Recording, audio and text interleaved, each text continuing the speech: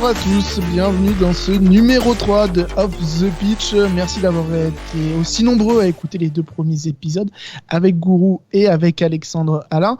On est de retour, donc forcément toujours au coin du feu alors que les températures continuent de baisser avec notre auteur à succès. Oui, lui aussi c'est la star de ce podcast, Max Vandrel. Salut Max.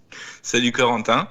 Et aujourd'hui, on accueille quelqu'un qu'on connaît pas mal dans le milieu du foot, que les amoureux du foot connaissent, notamment pour sa voix. Bonjour Sarah Menaille. Bonjour Maxime, bonjour Corentin.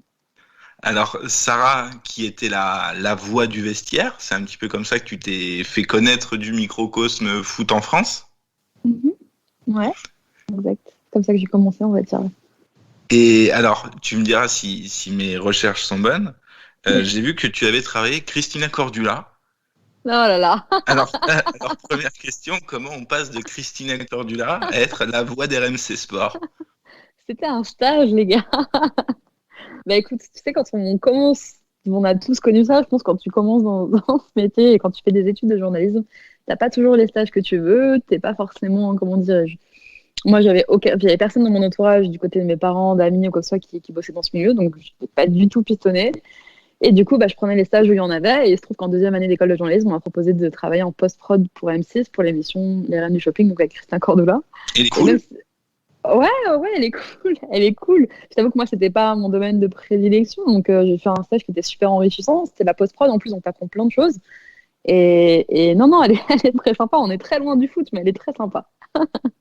En tout cas, Christina est cool. C'est à saluer. Ma chérie. Totalement. Ma chérie, t'es magnifique. Du coup, pour arriver jusqu'à Christina, tu peux nous présenter un peu ton parcours. C'est quoi un parcours classique d'école journalistique ou non? Ouais. Décris-nous tout ça. Si, c'est plutôt un parcours classique dans le sens où j'ai passé mon bac littéraire. Je savais que je voulais devenir journaliste. Je savais pas trop encore la spécialisation, je t'avoue, quand je me suis lancée en école de journalisme à 18 ans, là, juste après le bac. Et au fil de mes années d'études, donc effectivement, j'ai fait plusieurs stages, pas du tout dans le domaine du sport les 2 premières années. Je prenais vraiment là où ça tombait parce que, comme je t'ai dit, moi, je connaissais personne dans ce milieu-là, donc c'était un peu, tu cherches des stages pour conclure tes années, valider tes années, et tu prends un peu là où il y en a. Et au final, mon choix s'est peaufiné, et au fil des années, j'ai fait un double cursus en fait, parce que j'ai fait des études de droit en même temps que le journalisme, et pour étoffer un peu mon parcours. Et au final, j'ai décidé en 4e année, donc en master d'école de journalisme, donc concentré uniquement sur le journalisme. Et c'est là où j'ai choisi ma spécialité, donc du coup dans le journalisme de sport. Et après, donc pareil, mes stages se sont affinés au fil de la 4e année, dernière année d'école, master, dans vraiment les rédactions sportives. Et c'est là où j'ai commencé à travailler là-dedans. Mais c'est un parcours quand même assez tout somme classique d'école de journalisme post-bac en fait. Est-ce que tu es d'accord pour dire, c'est un débat que j'avais vu notamment sur tes chez tes anciens collègues de l'RMC, qui disaient avant d'être journaliste sportif, on est journaliste tout court au final. Et si demain on vous demande de faire autre chose, vous êtes totalement capable de le faire. Et ce côté un peu mis dans des cases, je sais pas toi, ton regard par rapport à ça, tu l'as déjà ressenti? Ouais, t'as totalement raison déjà quand tu dis qu'on est journaliste avant tout, c'est que à la base on a une formation de journaliste. À la base, ce qui nous intéresse et ce qui nous a poussé vers ce métier, en tout cas moi en ce qui me concerne, c'était pas d'abord le sport ou le foot, je voulais devenir journaliste. C'était vraiment ce qui m'intéressait. Et après, on est avant tout, on utilise nos connaissances et nos capacités dans le journalisme pour parler de sport. Mais à la base, tu restes journaliste avant tout. Et c'est vrai que là, alors il y a 2 points de vue. Tu as la profession qui a peut-être un regard un petit peu dénigrant, j'ai envie de dire, sur les journalistes de sport, parce que pour eux, ça leur paraît tellement, comment dirais-je, tellement léger comme sujet par rapport à ce que eux peuvent traiter au quotidien.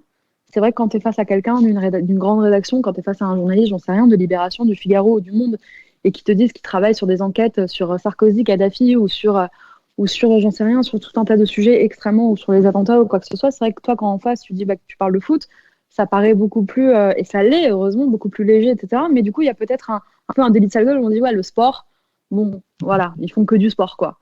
Mais d'un autre côté, il y a aussi un autre truc qui fait que les journalistes, généralement, les rédactions, les directeurs de rédaction de médias plus généraux, apprécient aussi les profils des journalistes sportifs parce qu'on est super adaptable. Parce que nous, on peut parler de tout, contrairement peut-être aux journalistes classiques, entre guillemets, enfin aux journalistes qui traitent de sujets, effectivement, aux journalistes en voie générale, on va dire, on est capable de parler de tout. C'est-à-dire que moi, je peux te parler effectivement de la situation en ce moment en France, vous parler de la pandémie, on peut parler de plein de choses. Et d'un autre côté, je peux parler de sport. Va demander en revanche à un journaliste qui n'est pas du tout dans le sport de te parler des problématiques autour du sport, de te parler des propos de Roxana Maracineanu, de te parler de foot. C'est beaucoup plus compliqué. Donc, on a cette adaptabilité et ce truc un peu multifonction, multitâche qui peut aussi beaucoup nous servir. On peut beaucoup plus facilement basculer si un jour on a envie d'arrêter le journalisme de sport, si un jour on se dit bah voilà, maintenant je veux travailler dans l'infogéné et je veux bosser pour un média plus généraliste, ce sera beaucoup plus simple pour nous parce qu'on est journaliste que pour un journaliste du Monde ou du Figaro de se dire bah, j'aimerais bien bosser à l'équipe. Ça va être plus compliqué. Le temps d'adaptation va être plus compliqué dans un sens que dans l'autre. Donc c'est un vrai atout qu'on a de bosser dans les rédactions sportives, c'est que on a cette adaptabilité qu'ont pas forcément les autres journalistes. Ouais, exactement. Ça, je sais plus dans quelle émission je l'ai entendu, mais c'était des journalistes d'RMC justement et qui parlaient que ce rapport aussi, malheureusement, heureusement pour certains journalistes, mais malheureusement, ça évolue aussi avec le contexte en France depuis 2015 et malheureusement des attentats répétés. Où le soir, je crois, des attentats du Bataclan, je crois, c'est sur RMC, c'est Jean-Louis Tour et Gilbert Bribois qui sont, je crois, à l'antenne à ce moment-là et qui du coup passent en mode journaliste. Sans spécialisation, j'ai envie de dire, d'un reporter d'info. Je vais te dire un truc. Ça a évolué. Comment, pardon ? Je trouve que ça a évolué du coup depuis et on a. Bien sûr. Bah, tu sais quoi, je vais te dire un truc. Moi, quand j'étais les attentats du 13 novembre 2015, j'étais stagiaire chez RMC. C'était justement mon stage de fin d'études, 4e année de master d'école de journalisme, et donc stage de fin d'études chez RMC au sport. Et effectivement, si tu veux, le vendredi soir, donc du coup, je suis au Stade de France, je travaille le lendemain matin. J'arrive à la rédac le samedi matin et en fait, on me dit Sarah, il va pas y avoir de sport pendant on ne sait combien de temps et tu vas basculer, s'il te plaît, à RMC, la radio, aux infogénés pour bosser tu vas aller les aider, leur donner des coups de main et tu vas bosser sur ce qui se passe en ce moment. Et en fait, on a fait 1 mois, je crois, quasiment jusqu'à Noël, où on n'a pas du tout bossé au sport. Donc moi, en plus, j'étais stagiaire, je débarquais un peu. Et au final, on a complètement basculé pour bosser et aider les infogénés à sortir des infos, à sortir des sons. Puis ils étaient dans un feu pas possible et on les comprend vu la période. Enfin voilà, c'était extrêmement proactif. En plus, on est dans le groupe, on était dans le groupe de BFM, donc RMC y est toujours, mais le groupe Next Radio TV, il y a BFM aussi, donc il fallait donner des coups de main un peu partout. Et les retours qu'on a eu 1 mois après, quand on a terminé, qu'on a rebasculé au service des sports, les retours qu'on a eu, c'est les Red Chefs d'RMC sont super contents de votre taf. Ils sont super contents de ce que vous avez donné pendant 1 mois. Ils ont été agréablement surpris parce qu'en fait, on est journaliste en fait. Donc oui, on travaille au sport, mais après, si vous nous demandez d'être sur le pont pour tel ou tel sujet, on y sera et on va faire le taf aussi bien. Peut-être que s'il y avait eu un événement extrêmement important, j'en sais rien, dans le sport, peut-être que l'adaptation des journalistes d'infogénés aurait été différente. Peut-être pas, hein. Peut-être qu'ils se seraient très bien adaptés, mais en tout cas, nous, je sais qu'on était contents parce qu'on avait eu de très bons retours des Red Chefs qui nous avaient dit, mais en fait, les mecs du sport, merci, genre, vous avez assuré. Et aujourd'hui, il y a plein d'exemples. Tu vois, je vais te citer 2 noms. Il y a Louis Amar d'RMC Sport, ex-RMC Sport, et Sonia Carnero, ex-RMC Sport, qui aujourd'hui sont plus du tout dans le sport depuis le début de saison. Et il y en a une qui bosse sur l'actu génie complètement, donc chez BFM, le soir en plateau pour décrypter effectivement les sujets d'actu et les infos des téléspectateurs, et t'as l'autre qui bosse le matin pour le coup avec Apolline de Malherbe et qui est pareil, qui est dans les infogénés, et ils s'en sortent très bien tous les deux parce qu'ils peuvent faire aussi bien, et pourtant c'était 2 excellents journalistes sportifs, genre ils étaient très bons dans leur domaine. Louis est un très bon journaliste, pareil pour Sonia, et au final ils arrivent très bien aujourd'hui à bosser l'un pour RMC, l'autre pour BFM TV aux infogénés, et ça pose aucun problème. Et avant de reparler du coup foot, il y a un autre thème plutôt de société que j'aurais souhaité aborder avec toi. Et puis quand on préparait l'émission avec Coco, on s'est dit il faut absolument qu'on lui pose la question. C'est le rapport aux femmes, enfin le journaliste sportif et les femmes. Parce que on voit encore aujourd'hui, dans de nombreuses rédactions, on entend parler de trop de dérives encore. Ouais. Alors la question, c'est pas est-ce que toi ça t'est déjà arrivé, etc., parce qu'on n'est pas obligé de balancer des noms ou bref, mais c'est comment toi tu le vis, toi qui es quand même plutôt nouvelle dans ce monde-là, comment tu le vis, est-ce que toi de ton regard t'as peut-être des solutions entre guillemets à apporter, si ce n'est juste d'éduquer les gens, mais peut-être qu'il y a d'autres choses à faire pour améliorer votre condition, parce qu'on en entend trop parler, il y en a beaucoup trop des histoires comme ça.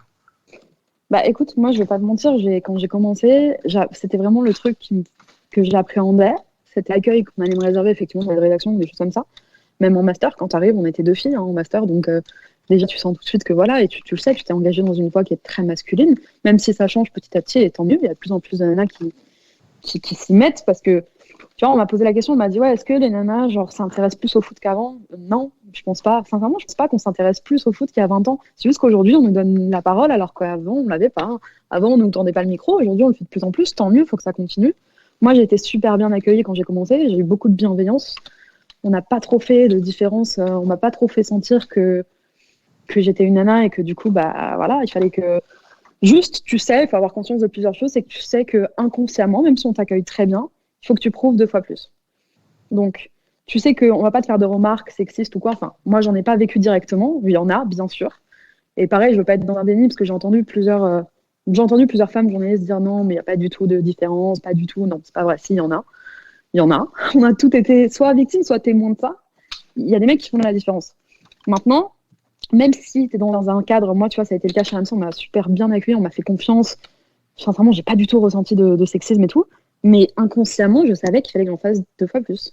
C'est-à-dire que moi, à charge égale, ce que je faisais, il fallait que, ce qu'un mec pouvait faire, il fallait que je fasse un peu le double pour me faire, entre guillemets, accepter, pour dire, ah ouais, elle bosse vraiment, en fait. Ah ouais, elle connaît vraiment son sujet. Tandis qu'un mec, ça va passer. C'est, ouais, il doit connaître. Genre, on imagine qu'il connaît, alors que peut-être pas, tu vois.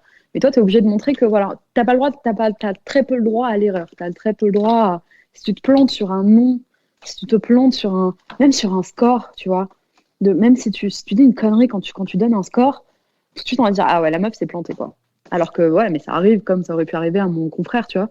Mais c'est juste que, ouais, mais toi, c'est parce que t'es une meuf, t'as sûrement pas dû bien capter que, tu vois. Et t'as envie de dire, ah ouais, ok. Et pareil sur les noms. Sur les noms, c'est tout de suite, genre, tu sais pas comment ça se prononce. T'es là en mode, ok. Donc, en fait, tu dois 2 fois plus bosser, montrer, prouver. Mais après, une fois que t'as fait, ça continue. Je pense que ça continue longtemps dans la carrière. Moi, j'en suis qu'au tout début. J'imagine que je vais devoir encore faire ça longtemps. Mais écoute, les mentalités doivent évoluer. Je sais pas par quel. Je sais pas par quel moyen ça doit vraiment passer. Je pense que ça doit passer par des nanas qui ont vraiment la dalle et qui ont vraiment envie de faire ça et qu'elles doivent leur montrer qu'on est tout aussi compétentes, parfois même plus, et que voilà, on fait des choses bien et que malheureusement, on est aussi pollué par des nanas qui ne s'y connaissent vraiment pas et qui veulent vraiment faire ça, en tout cas dans la télé, qui veulent vraiment faire juste de la télé. Donc malheureusement, ça pollue aussi l'image parce que tu dis, bah au final, tu décrédibilises. Moi, ce que je me tue à construire, tu le décrédibilises par ta présence parce que finalement, toi, ce qui t'intéresse, c'est de faire de l'antenne et c'est pas être journaliste de sport. Donc c'est compliqué aussi entre nous. C'est vrai que c'est compliqué, mais il faudrait des nanas qui sont compétentes et qu'on leur fasse confiance, qu'on leur donne un peu les clés, qu'on leur donne un peu les rênes et que les mecs soient témoins de ça et qu'ils se disent, ah ouais, en fait, on peut faire confiance et elle fera tout aussi bien le job. Et justement, tu parlais de ce manque de solidarité entre vous. Bon, là, on tourne quelques jours après un dérapage qu'on a vu sur une chaîne qu'on ne citera pas, d'un ancien sélectionneur de l'équipe de France qu'on ne citera pas. Dur à trouver. J'ai lâché 2-3 indices au cas où. Et ça n'a pas fait un boucan énorme. Et quand on voit, alors c'est aussi lié au foot féminin peut-être, ou au sport féminin et au regard que en France on porte au sport féminin, mais ce manque comment dirais-je, de solidarité entre vous, tu trouves aussi que ça vous pénalise? Alors on sait que parfois, effectivement, tu l'as dit, il y a des recrutements où il y a des gens qui sont en plateau et ça marche plutôt sur le côté plateau que dans les rédactions. Enfin, dis-moi si je me trompe, mais qui sont pas toujours là parce qu'elles peuvent expliquer le plan de jeu de Mauricio Sarri à la lettre. Parce que c'est pas ce qu'on leur demande. Ce qu'on leur demande généralement, c'est pas de pouvoir. On leur demande de bien présenter, parce que c'est un métier aussi, tu vois. Faire de la télé, faire de la présentation, c'est tout un métier. Après, on leur demande pas de connaître effectivement, de pouvoir te décrire le plan de jeu de Sarri ou décrire le plan de jeu de Guardiola. On leur demande pas ça, on leur demande de bien présenter. Après, le problème, c'est que dans ce cas-là, on est dans une démarche de présentatrice et peut-être plus de journaliste de sport. Donc, il faut pas, comment dirais-je, faut pas que ça prenne la place en fait. Un présentateur est un présentateur, un journaliste est un journaliste, c'est peut-être pas exactement la même chose. Et il y en a qui savent très bien faire les deux, et parfois t'en as qui savent que présenter et qui savent pas faire autre chose. T'en as qui sont de bons journalistes mais qui savent pas présenter. Il faut parfois, en fait, pas se dire.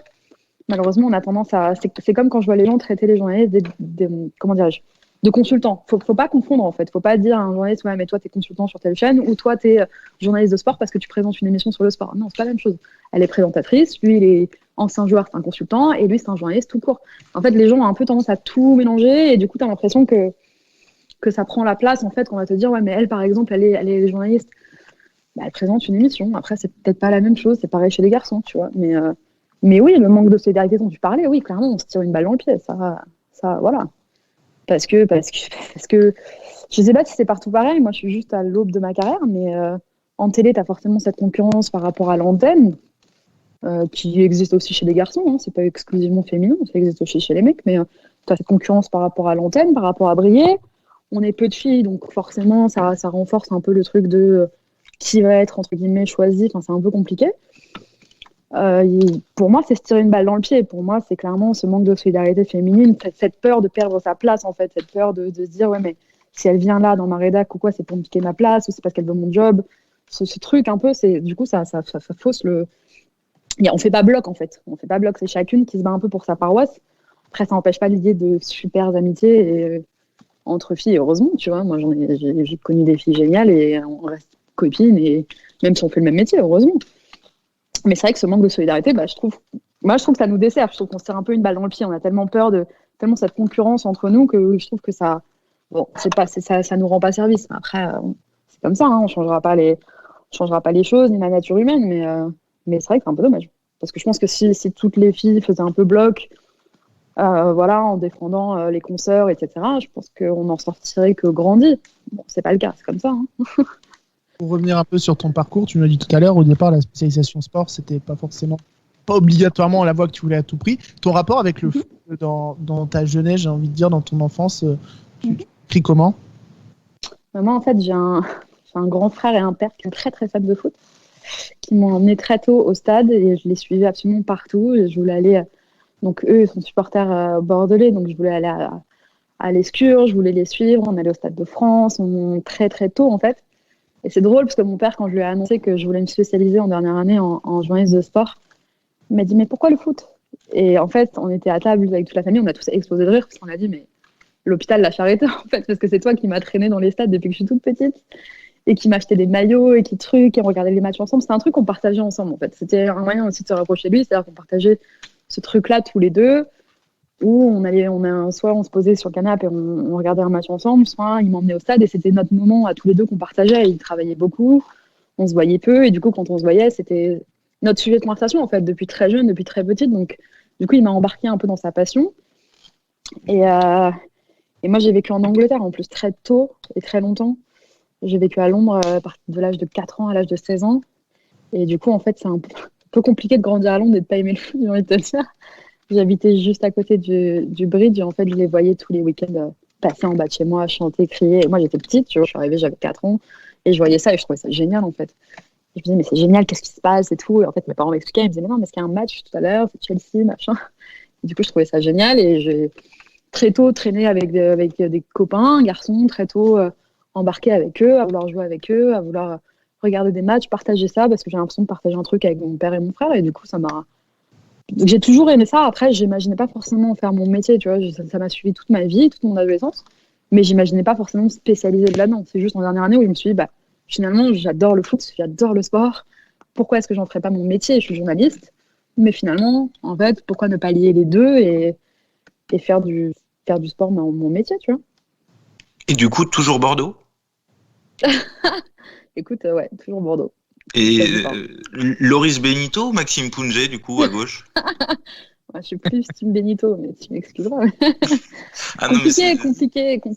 Très compliqué. C'est ton choix. Hein. Moi, je saurais pas quoi choisir, je t'avoue. Moi, je suis pas à la place de Gasset non plus. Mais... C'est vrai. Comme quoi, aller voir Diego Contento tous les week-ends, ça peut quand même faire des gens. Tu vois, comme quoi. Non, mais attends, j'ai grandi. Après, j'ai eu de la chance aussi. Je suis encore jeune. Ce qui fait que j'ai quand même grandi avec Gourcuff Chamac. J'ai quand même été plutôt bien servi. On va pas se mentir. Contento aussi. Bon. Ouais, bon, il y avait Contento. Bon. Après, c'est une fois que tu étais trop amoureuse du club que tu pouvais. Ça a commencé à. Ouais. Ouais, après, c'est foutu. Tu te dis, écoute, ils sont là, on prend. Hein. Qu'est-ce que tu veux que je te dise, c'est trop tard. On choisit pas. Et du coup, j'imagine, RMC Sport, le vestiaire, ça a dû être fabuleux pour toi comme première grosse expérience et première grosse exposition dans le métier. Ah ouais, c'était incroyable. C'est un projet complètement fou et super attirant. Et surtout que, moi, comme je vous disais tout à l'heure, je finissais mon stage de fin d'études chez RMC. Et au final, j'ai eu beaucoup de chance parce que mon stage a été un peu prolongé. Après, je me suis arrêtée, j'ai pigé pendant 2-3 mois. Et après, à ce moment-là, en fait, la chaîne Super Sport se crée. Et c'est là où j'ai signé mon premier contrat. Donc, je sortais vraiment d'école, en fait. C'est ça qui est assez incroyable, c'est qu'on m'a fait confiance. Enfin, je serai toute ma vie reconnaissante de ça, en fait. C'est qu'on m'a fait confiance super tôt, alors que je sortais d'école, que j'avais rien prouvé, que j'étais stagiaire. Et au final, on te confie entre guillemets, une émission comme ça. Et c'était super flatteur, super flippant aussi. Mais c'était ma première grosse expérience. Et c'était incroyable, quoi. Tu sors d'école et on te dit, bah voilà, il y a cette émission et tout. Et surtout, vu le contexte, moi, je suis super attachée à l'émission. Forcément, j'ai travaillé dessus du début à la fin. Donc, elle me tient à cœur de fou. Donc, forcément, j'ai un regard sur elle d'autant plus tendre. C'est que j'ai adoré la faire, que je me suis vraiment amusée et que c'était ouf de pouvoir vivre ça, en fait. À mon âge, mais à tout âge, même si j'avais eu 35 ou 40 ans, je me suis tellement amusée que c'était ouf. Et t'as un top 3 peut-être des souvenirs ou des invités, du coup? Ah, c'est dur.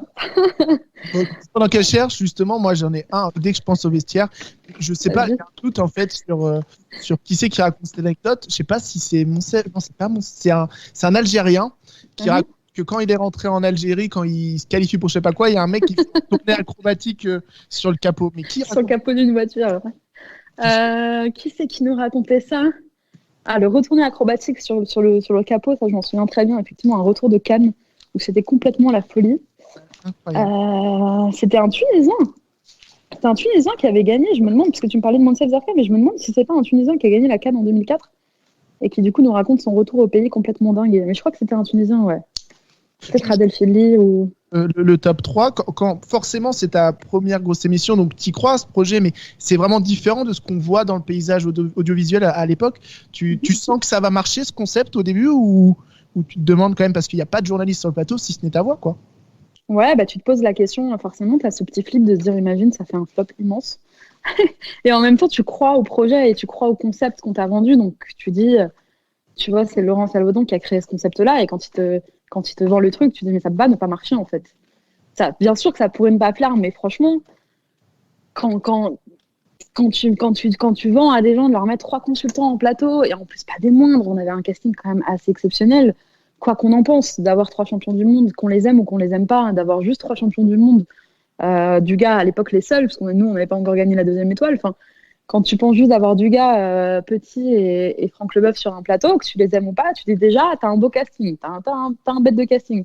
En plus de ça, tu te proposes de rajouter un invité par semaine, au début c'est même par jour, c'était une quotidienne, un invité par jour qui vient échanger avec eux sans journaliste, parce que moi, un journaliste, ça aurait été superflu, en fait, aurait été en trop sur le plateau, ils sont entre eux, et ils discutent de leurs expériences personnelles, ils partagent leurs expériences, ils partagent leur vision du métier, de la vie de footballeur, ils parlent de ce qui les a touchés, marqués, émus, blessés, ils parlent de tout ça, et toi, tu bois leurs paroles, en fait, parce que tu dis, mais nous, on l'a jamais vécu, on est journaliste, on est complètement extérieur. Moi, je suis pas un garçon, j'ai jamais été footballeur, j'ai jamais voulu être footballeuse, ou j'ai pas ce truc de vivre un peu ma passion par procuration. Je suis vraiment juste témoin et je me mets pas à leur place, juste j'essaie de voir comment ça se passe dans un vestiaire, en fait. Et là, je me dis, mais ils sont en train de nous raconter la vie, genre au quotidien d'un vestiaire, c'est génial. C'est génial, à une époque où en plus on ferme quand même, alors là ça s'ouvre, mais bon, pas trop en France, mais on ouvre un peu plus les portes des vestiaires, machin. Je dis, mais c'est génial d'apprendre le fonctionnement d'un truc. Moi, j'ai pas été championne du monde, j'ai pas gagné l'Euro, j'ai même pas gagné quoi que ce soit, ni la Ligue 2, ni quoi que ce soit. Et au final, j'ai des mecs qui me racontent comment ils l'ont vécu. En plus, quand tu reçois des mecs, nous, on a grandi, je sais pas quel âge vous avez, les gars, mais je crois qu'on a presque le même âge. On a quand même grandi avec 98. Quand tu as un retour d'expérience des mecs qui l'ont vécu et qui te disent, bah ouais, en 98, c'est passé comme ça. Mais toi, en fait, tu t'écoutes, tu te tais et t'écoutes, et t'es là en mode, ah ouais, c'est incroyable. C'est incroyable. On attend ton top 3, et pendant ce temps, j'ai retrouvé, c'est Jamel Abdoun, en fait, qui raconte. Ah, mais oui, c'est Jamel Abdoun, exact. Voilà. Donc, ton très, top... très drôle, Jamel, d'ailleurs. Ou au moins un gros souvenir, peut-être, là, comme ça, si ce n'est le retourné acrobatique. Non, écoute, il y a beaucoup d'invités qui m'ont marqué. Moi, j'ai vraiment rencontré des gens incroyables grâce à cette émission. Parfois, on me demande beaucoup, genre, ouais, c'était qui les mecs les plus agréables et tout. Franchement, à chaque fois, j'ai du mal parce que je me dis, mais il n'y en a pas en fait. Et c'est pour ça qu'on parlait des filles tout à l'heure. Dans le milieu, je voudrais juste dire un truc aussi, c'est que je trouve qu'on est peut-être parfois plus accepté même par les gens du milieu, c'est-à-dire les directeurs sportifs, les présidents de clubs, les joueurs, ont moins de préjugés parfois sur nous quand on est journaliste de sport et qu'on est une femme, que parfois même dans les rédacs. Je te dis ça parce que j'ai des présidents avec qui on a eu des discussions et tout, où j'étais vraiment... Tu sais, ils parlent vraiment avec toi de foot, ils échangent et tout, et ils voient que genre t'es réceptive, et du coup, t'as un vrai échange, et tu dis, ah ouais, genre, les mecs n'ont pas de préjugés, et c'est vraiment incroyable. Mais sinon, non, des souvenirs marquants. Écoute, Rai, c'était quand même... Avoir Rai en plateau, c'était quand même assez impressionnant. Parce que pareil, tu vois, j'ai un peu grandi avec ce genre de joueur, donc quand on me dit, bah, ouais, ok, donc il y a Rai qui arrive dans 10 minutes, t'es pas bien, hein. T'es pas bien. Ah ouais, Barthez, t'es pas bien non plus, hein, parce que Barthez, tu te dis comment est-ce qu'il va me répondre, est-ce qu'il va m'envoyer bouler ou pas, est-ce qu'il va genre me bâcher en direct, et puis en même temps t'as Barthez, donc t'es là en mode ah ouais, j'ai Barthez en face de moi en fait. Enfin c'est ouf, mais il y en a plusieurs des souvenirs comme ça, sincèrement, il y a des, tu vois, Geoffrey Jourdain, forcément tu pars avec plein de questions, tu te dis oula, genre comment ça se passait et tout, et ça s'est super bien passé, et c'était génial, et il est super intéressant, et au final genre il est touchant, il est émouvant, et on a fait une super émission. Et t'as plein de mecs comme ça où tu te dis bon ok, on va voir ce que ça donne, et au final c'est génial. Gustavo Poyet, Gustavo Poyet, Rai, Abdou Diallo, c'était génial aussi. Enfin, t'en as pas mal où c'est assez ouf. Pouvoir avoir Faubert et lui dire mais comment ça se fait que t'as signé au Real Madrid? Parce que nous, on en rigole entre nous, on se pose la question, mais au final, toi, tu l'as en face de toi et tu lui dis bon, c'est le moment, c'est l'heure là de l'émission où je dois lui poser. Bon, explique-nous, tu vois.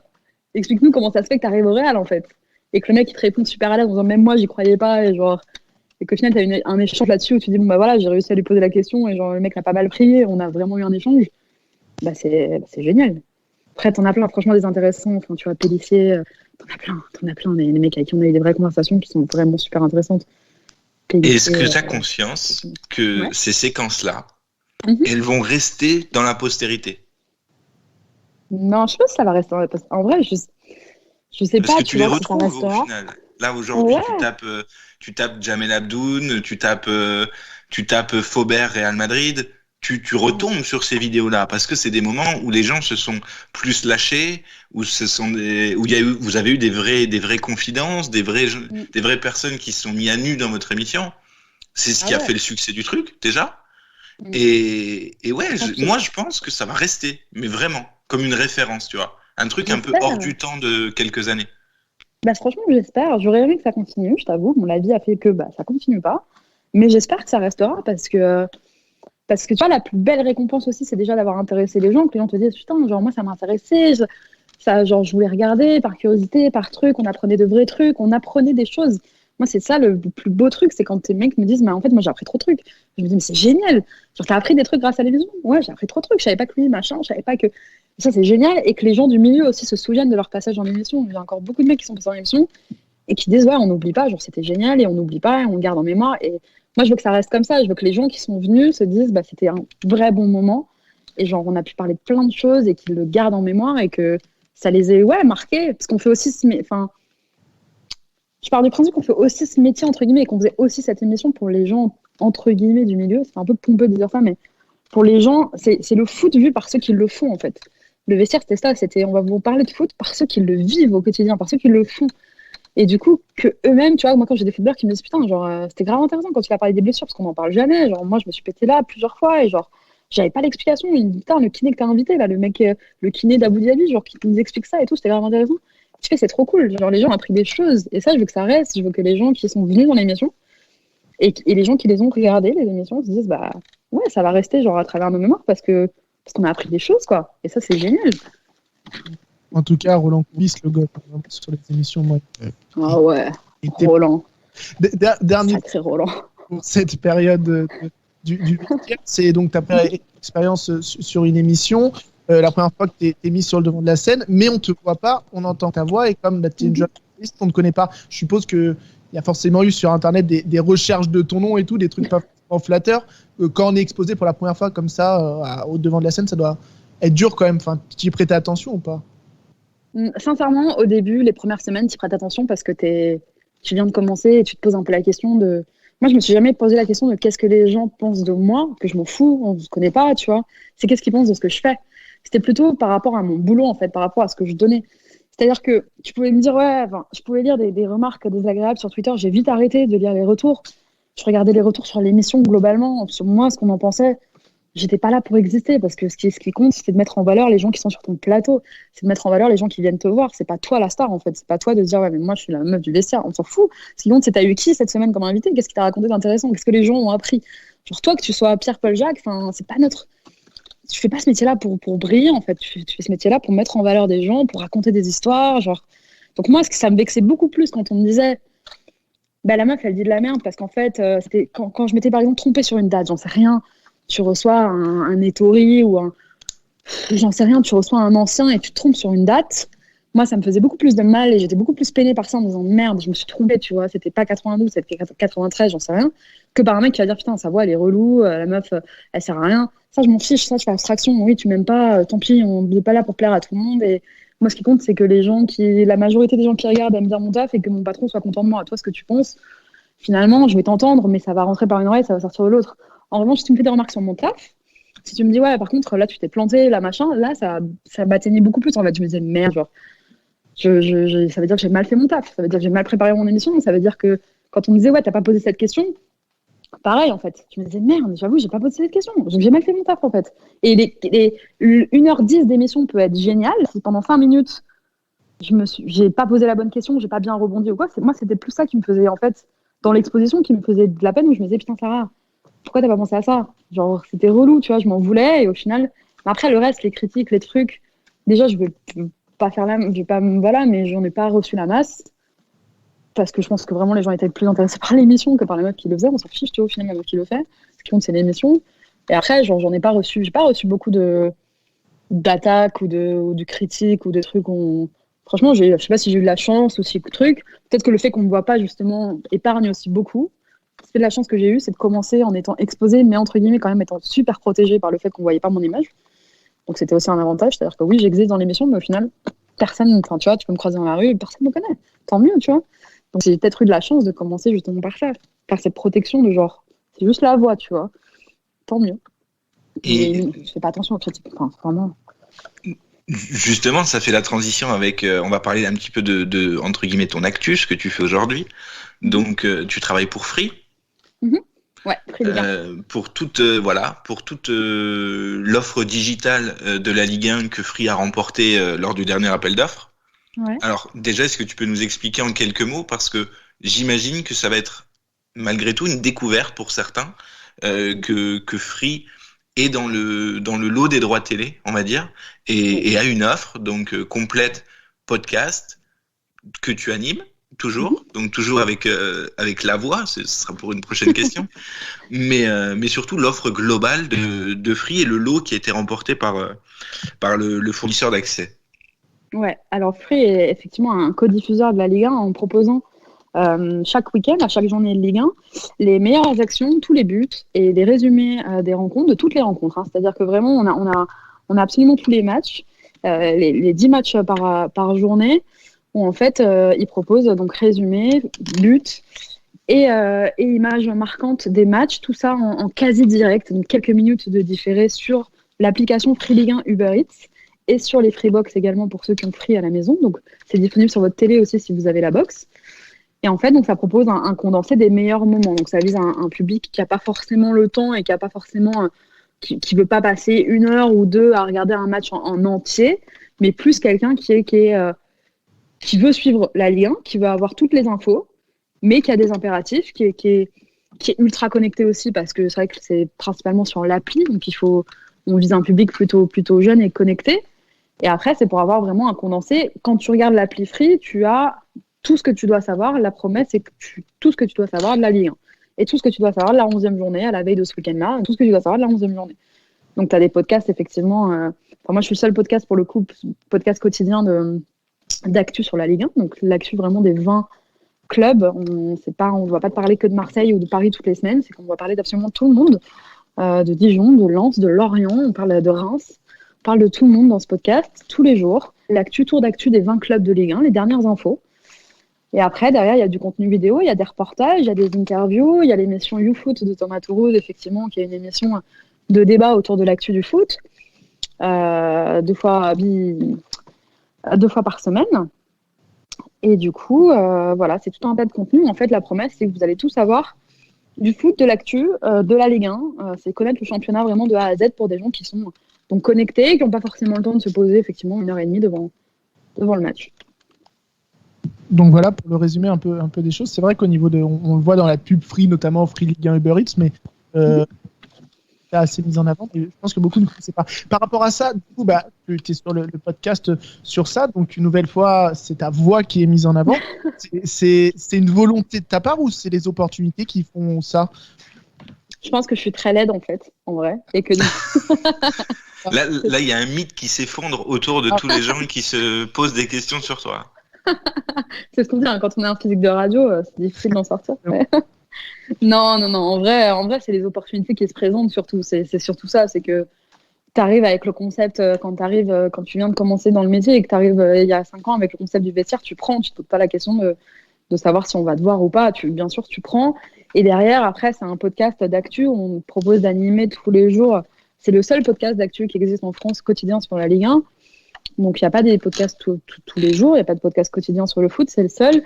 Et on te propose ça. Et tu y vas. Parce que c'est un nouveau challenge. Parce que, alors oui, c'est ta voix. C'est vrai que pour l'instant, ça ne reste entre guillemets que ta voix. Mais après, c'est pas grave, tu vois. C'est pas un but ultime de.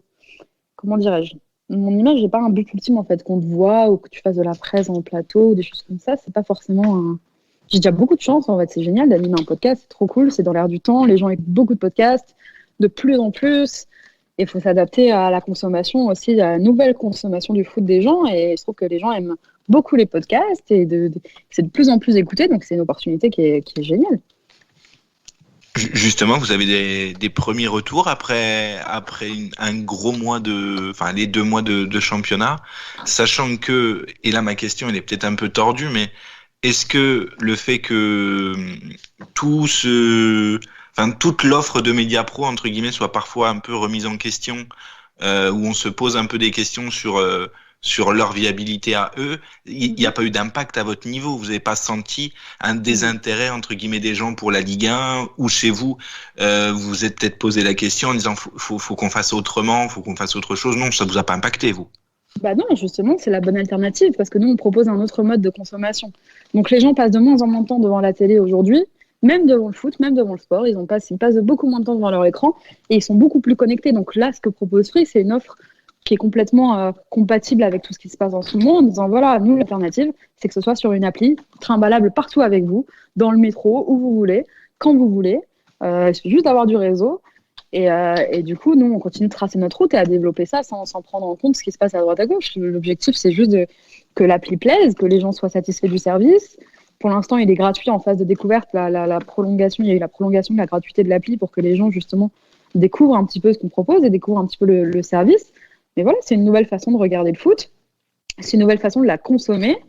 Et si la télé, demain, marche moins bien qu'hier, il faut s'adapter. Il faut s'adapter. Si c'est le smartphone, si c'est le téléphone, si c'est la tablette qui marche mieux, il faut s'adapter. Là tu as un résumé, tu as vraiment de tout. Hein. Comme je te disais, tu as interview, doc, résumé, podcast, absolument de tout sur un média donc à part entière, sur l'appli. Voilà, sur smartphone, sur la Freebox, où tu peux consommer le foot différemment. Après, ce qui se passe avec Mediapro, ça les regarde, quoi. Ils font leur chemin, ils font leur truc, et Free fait son chemin du sien, je pense. Par rapport au fait que tu fais beaucoup de podcasts, du coup, par rapport à ça, ça va au niveau du rythme et tout, c'est pas trop chronophage? Non, ça va parce que tous les jours tu parles de choses très différentes, donc j'essaie de varier un peu les plaisirs, d'inviter des gens un peu différents, de tous horizons et tout, donc c'est pas chronophage, tu vois, on essaie vraiment de... Hier, enfin tu vois, c'est tout con, avant-hier je faisais l'interview d'un joueur de Ligue 1, je faisais un Nantais, hier c'était Gourou que vous avez reçu, donc apparemment aussi chez vous, pour nous parler du nouveau FM. La semaine prochaine ce sera encore autre chose, ce sera d'autres intervenants, ce sera peut-être un supporter, ce sera peut-être un autre youtubeur, enfin... J'essaie vraiment de varier les plaisirs et de faire des choses très différentes parce que c'est vrai que tu es obligé de te renouveler tous les jours. Donc, tu peux pas tous les jours faire la même chose. Tu peux pas tous les jours. Tous les jours, tu es obligé de sortir une émission de qualité et qui intéresse les gens. Donc, il faut se renouveler. C'est un sacré rythme. Mais j'étais habituée à travailler aussi dans le rythme chez RMC, où c'est vrai que tous les jours, il fallait sortir. Pareil, tu vois, le vestiaire, au début, c'était en quotidienne. Pendant plus d'une saison, pendant 1 an et demi, ça a été tous les jours. Donc pareil, tous les jours, tu dois te renouveler, tous les jours, tu dois trouver un invité. Et tous les jours, tu dois te dire, bon, maintenant que j'ai mon invité, de quoi je vais parler? Parce qu'il n'y a pas forcément d'actu tous les jours. Il n'y a pas forcément une actu forte en Ligue 1. Surtout que moi, là, sur le podcast, je suis limitée à la Ligue 1. Pas d'actu forte tous les jours. Il faut se renouveler, il faut chercher, trouver, chercher des idées. La trêve sert aussi à ça, à se dire, bah voilà, il n'y a pas de Ligue 1, qu'est-ce que je fais? Je suis obligée de sortir une émission tous les jours. Donc, il n'y a pas de Ligue 1, je ne peux pas parler de Ligue 1. Qu'est-ce que je fais pendant ces 2 semaines de trêve? Bah, on va choisir des sujets plus froids, c'est sur des thématiques qui peuvent intéresser les gens. On a parlé de la dépression lundi, je parlais de la dépression, notamment grâce à la sortie de Johan Cardinal. Donc, tu trouves différents angles, différents trucs. Mais ouais, c'est un sacré rythme. Après, moi, je t'avoue, j'ai fini chez RMC. Je ne vais pas dire de conneries, je crois que j'ai fini un lundi, genre c'était mon dernier jour chez RMC. Mardi matin, 9h, j'étais au boulot, quoi. Pas de vacances. Non. Donc, le rythme est soutenu, mais on s'accroche. On va voir.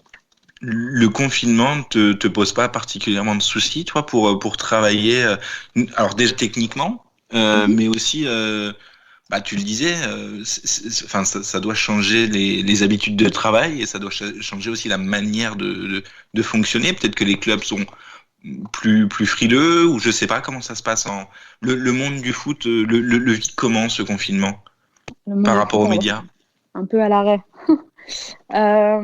Écoute, moi je trouve que travailler, effectivement, d'être confiné, ça responsabilise. Parce que comme je te disais, quand tu as une émission à faire sur tous les jours, de toute façon, t'as beau être chez toi ou au bureau, il faut qu'elle sorte. Donc ça responsabilise vachement.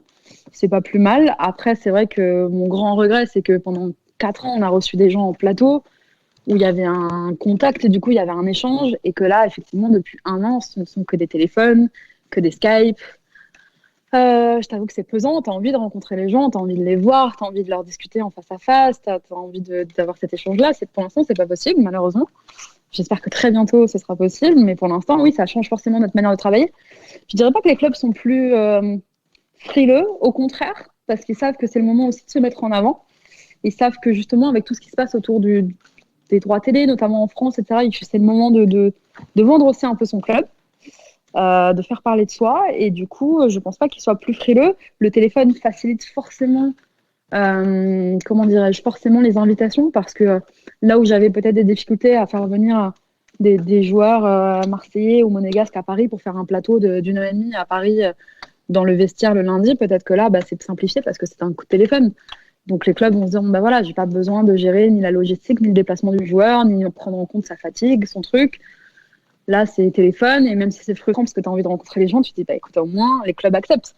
Au moins, ils te disent, oui, c'est déjà plus faisable par téléphone et par Skype que malheureusement de les faire monter sur Paris. Et donc, non, ils sont pas plus frileux qu'avant. Ils sont pas plus compliqués qu'avant. Et juste dernière question peut-être, mais c'est toi qui en parlais avant, et je suis assez d'accord avec toi. Mm-hmm. Le fait que les clubs soient pas toujours ouverts aux médias. Ouais. Est-ce que toi tu le ressens aussi quand tu passes tu passes d'une grosse machine entre guillemets avec le vestiaire, où je pense à un moment donné, une fois que les gens ont vu que ça fonctionnait, que c'était apprécié, c'était aussi plus facile pour vous d'avoir des invités et de travailler en bonne intelligence avec les clubs, à un acteur qui était jusque-là pas franchement dans le sérail, je dirais.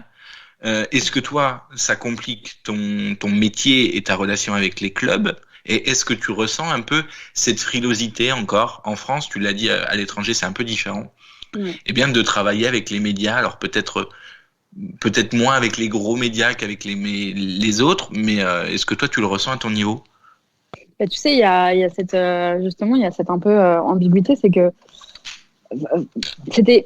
Alors oui, tu es une grosse machine quand tu es à RMC et que tu appelles et que tu veux un joueur, sauf qu'il y a 10 000 autres émissions sur RMC. Donc toi, tu as appelé, mais qui te dit qu'il n'y a pas 5 autres émissions qui ont lancé exactement le même club pour avoir un joueur. Et en plus de ça, il y a cette perplexité dans le sens où, oui, le vestiaire, les gens connaissent, sauf que ça peut faire très peur aussi, un club. Et qu'ils n'étaient pas forcément partants pour nous laisser des joueurs. Il y avait des clubs qui jouaient vraiment le jeu, qui étaient vraiment sympas et à qui ça posait pas de problème. Il y avait des clubs à qui ça faisait beaucoup plus peur, parce que le coach n'aimait pas l'émission, parce que le président était venu et qu'il s'était dit, ah ouais, ils vont balancer mes joueurs, moi je peux m'en sortir, mais mes joueurs ils vont balancer des saucisses. Donc cette liberté de parole aussi, cette liberté de ton pouvait faire très peur aux clubs de Ligue 1 qui sont très frileux là-dessus. Et c'est dommage parce que finalement, quand on avait des joueurs de Ligue 1, on n'avait que des bons retours et on n'avait que des clubs qui étaient contents, des attachés de presse qui étaient contents et des joueurs qui s'étaient pas lâchés parce qu'ils sont pas complètement dingues non plus. Mais il faut pas les infantiliser, il faut les responsabiliser. On n'a pas que des gens qui vont te dire des dingueries. Il y avait des mecs de Ligue 1 qui s'en sont super bien sortis. Mais ça faisait très peur. Donc ouais, t'es RMC, t'es une grosse machine et tu te dis ça va être facile. Ah non, c'est pas facile parce que tu fais le vestiaire et que les gens ont peur de que les attachés de presse, les responsables de com ont plutôt peur de l'émission et qu'en plus de ça, t'as plein d'autres émissions. Donc ils te disent RMC, on a plusieurs demandes de partout. Là, t'arrives effectivement, tu leur expliques le concept, ils connaissent pas forcément et c'est normal, on vient de commencer. Donc ils se posent la question, ok, free, etc. Mais ce qui est là où il y a un avantage par rapport à RMC, c'est que déjà t'es diffuseur de la Ligue 1, t'es co-diffuseur, donc ils ont aussi une obligation média par rapport à toi. Ils peuvent toujours te refuser quelqu'un, mais c'est quand même beaucoup plus compliqué de refuser un co-diffuseur qui a mis de l'argent pour diffuser la compète que par rapport à un autre média qui a pas mis d'argent, tu vois.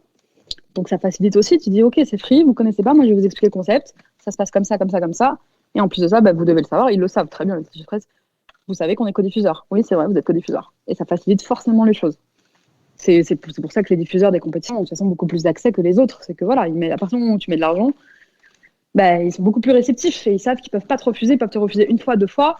Généralement, au bout de la 3e ou de la 4e, tu commences un peu à râler, à taper du poing sur la table, à dire oh, mon patron vous paye. Donc à partir de là, tu vois, à partir du moment où tu es diffuseur, ça te donne un net avantage. Un net avantage. Après, c'était quoi ta question? T'as la deuxième question que tu me posais? Non, c'était globalement ça, le lien avec les clubs. Comment toi tu le ressentais? C'est compliqué en France, hein. C'est compliqué. T'en as qui jouent vraiment le jeu et qui sont vraiment faciles à vivre et faciles de travailler avec eux. Il y en a qui sont très très fermés.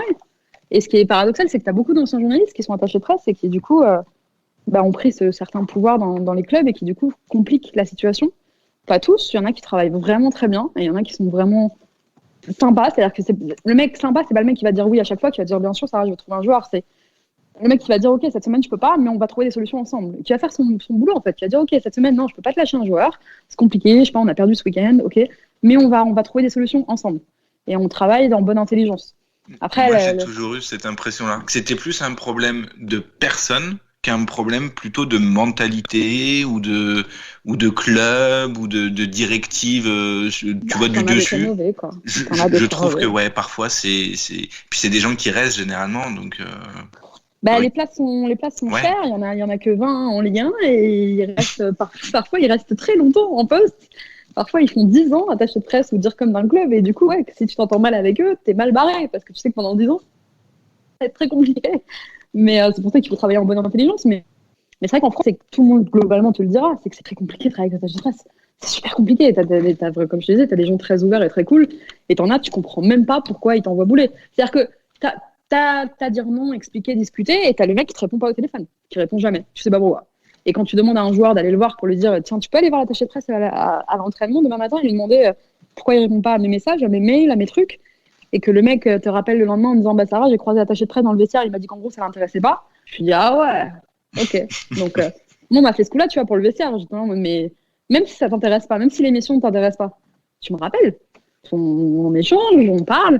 Ça a beau ne pas t'intéresser, ton travail c'est la communication, t'es communicant. Donc tu me rappelles et tu me dis voilà, excuse-moi, j'ai bien eu tes messages, en revanche ça m'intéresse pas. Et il n'y a pas de problème. Mais là que je dois passer par un joueur pour lui dire mec, essaie de choper l'attaché de presse demain matin s'il te plaît, pour qu'il me dise ouais mais en fait il te répond pas parce que il veut t'envoyer personne au vestiaire. Je dis mais ton métier c'est attaché de presse, vraiment. On en est là. J'ai eu des attachés de presse aussi qui m'ont dit ouais, ah mais Sarah, j'ai jamais eu tes messages parce que tu laisses des messages, parce que j'avais laissé un message vocal, tu sais, j'avais appelé, j'étais tombée sur le répondeur, j'avais laissé un message vocal. Il m'avait dit ouais mais plus personne envoie des messages vocaux. Ah bon, donc c'est pour ça que tu m'as pas rappelé depuis 10 jours. Oui, mais si tu lui avais mis un texto, il aurait dit ah j'ai tellement de textos, je peux pas. T'inquiète pas qu'il s'était doublé d'un texto. T'inquiète pas que c'était doublé d'un texto, mais non, l'argument c'était ah ouais mais non mais tu m'as laissé un message vocal, mais personne laisse des messages vocaux. Ah bon, première nouvelle. Donc c'est compliqué, tu vois. Je sais pas comment ça se passe dans les autres championnats. Chaque fois que j'ai eu des échanges avec des attachés de presse étrangers, ça se passait très bien. C'est-à-dire qu'en Angleterre, ils sont super réactifs. En Italie, ils sont très réactifs aussi. En Italie, ils vont compliquer les choses. C'est pas simple d'avoir des joueurs qui jouent en Serie A, mais ils vont te répondre. Merci pour votre sollicitation, je vous tiens au courant, machin. Je ne vais pas vous mentir qu'on joue contre Naples ce week-end, ça va être compliqué, mais je vous tiens au courant. Le mec te répond. En France, ils mettent du temps, et pas tous, tu vois, mais ils sont pas pressés, quoi. Et tu vois, ce qu'on a vu, le doc Amazon je sais pas si vous avez vu le doc sur Tottenham, All or Nothing, impossible de faire ça en France. Ouais. Impossible, mais impossible. T'imagines une caméra comme ça en immersion dans le bureau du président et du coach. On parle quand même de Daniel Levy et de Mourinho, mais en France, c'est impossible. C'est franchement, déjà quand ils te laissent quelques accès au vestiaire, c'est incroyable. Et c'est dommage, parce que c'est dommage, c'est communicant. Le but, c'est pas de fermer les portes, au contraire, c'est de les ouvrir tout en contrôlant, en faisant pas n'importe quoi, bien sûr. Mais c'est vraiment dommage, parce que tu vends pas ton championnat. Quand tu te fermes à toute opportunité, que tu restes dans le cadre, non, on fera la conf de presse et c'est tout, on fera rien d'autre. Tu dis, bah ok, c'est juste dommage, quoi. Et voilà qui donnera encore de l'eau au moulin de hâte, Max Vandrel sur Twitter. Pourquoi ? T'es en guerre contre eux. Ah non, mais c'était un débat qu'on a eu beaucoup de fois au niveau du 10 avec ça, mais comme quoi, même les codiffuseurs ont du mal, donc il n'y a pas qu'à nous que ça ferme les portes, Max. Non, mais je ne citerai pas les clubs qui ne jouent pas le jeu et où je suis obligé de passer comme Sarah par les joueurs qui sont obligés de mettre des coups de pression aux attachés presse. C'est quand même un peu le monde à l'envers et c'est pour ça que... Non, j'allais citer un club, je me suis dit qu'après notre producteur allait nous taper sur les doigts. Je ne dis plus rien. Après non, mais il y a des clubs, c'est très compliqué. Et effectivement, après, tu passes par les joueurs, mais ils sont pas contents que tu passes par les joueurs. Parce que bien sûr qu'à la fin, tu passes par les joueurs. Tu dis, ok, très bien, bah, tu sais quoi, je vais proposer directement au joueur. Et le joueur, forcément, qui te dit, bah ouais, moi, grave, je veux grave la faire, l'émission. Et que derrière, ça la presse qui t'appelle parce qu'il est pas content et qui dit, mais pourquoi t'es passé ? On fait tout ça. On va arrêter de se mentir, on fait tout ça. On passe tous par les joueurs parce qu'on sait très bien que dans certains clubs, tu auras une fin de non-recevoir. Tu n'auras même pas une fin de non-recevoir, tu n'auras pas de réponse. Donc tu dis, bon, écoute, soit je perds mon temps et j'envoie des mails pour la forme, et tu le fais, forcément, pour la forme, etc., tu le fais. Mais tu dis, mais en plus de le faire, je vais me sécuriser et je vais passer directement par les joueurs. Et ils sont pas contents. Mais en fait, tu vois, les clubs avec qui ça se passe très bien, je vais donner un exemple. Il y a un club vraiment, en tout cas avec moi ça passe très bien, c'est Nice, le GC Nice, qui fait vraiment un boulot remarquable au niveau de la com. Je suis jamais passée par un joueur de Nice. Parce que j'ai pas à le faire. Parce que l'attaché de presse fait son job. Parce qu'il est bon et parce qu'on est dans l'échange. Donc j'ai pas envie de lui faire un coup à l'envers. J'ai pas envie de passer derrière son dos. Je me dis, bah ça sert à rien. Il est réceptif, on se comprend, on discute. Donc je vais pas passer par un joueur, je vais passer par l'attaché de presse et après on discutera. Tu vois, parce que le mec fait bien son job. Mais que dans d'autres clubs, quand t'as pas de réponse pendant des semaines et des trucs, t'as beau écrire de la part d'RMC, de beIN Sport ou de Canal, quand le mec te répond pas, bah tu dis, bah, et on fait tout ça. Peut-être que certains te diront non, pas du tout, mais bien sûr que si. On fait tout ça et on appelle le joueur, on dit ok, t'as envie de la faire l'émission, bah alors demain matin tu vas voir l'attaché de presse et tu lui dis que t'as envie de la faire, et tu lui dis que t'as vraiment envie de la faire. Et ils sont pas contents, mais ça se passerait autrement si effectivement ils jouaient le jeu. Ils jouent pas tous le jeu en Ligue 1, malheureusement. Malheureusement, ça va être la fin, c'est triste. Comme ça. Finir sur cette touche-là. On va malheureusement finir là-dessus. Vous pouvez trouver Sarah sur les antennes ou en tout cas les ondes digitales de Free pour son podcast. Merci beaucoup Sarah en tout cas d'avoir été avec nous, ça a été très très intéressant, on a appris plein de choses, j'espère que tu as pris du plaisir. Bah, merci à vous surtout pour l'invitation, c'est super gentil de votre part, c'est trop cool et puis je vous souhaite bonne chance pour la suite, force pour le podcast. Merci beaucoup. T'es la première femme à passer sur le podcast. C'est vrai ?